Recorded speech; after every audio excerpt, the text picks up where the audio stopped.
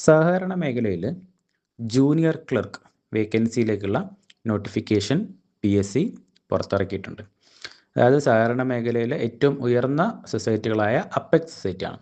ഈ അപ്പെക്സ് സൊസൈറ്റികളിലുള്ള junior clerk vacancy fill ചെയ്യാൻ വേണ്ടിയിട്ടാണ് ഇപ്പം PSCയുടെ നോട്ടിഫിക്കേഷൻ വന്നിട്ടുള്ളത്.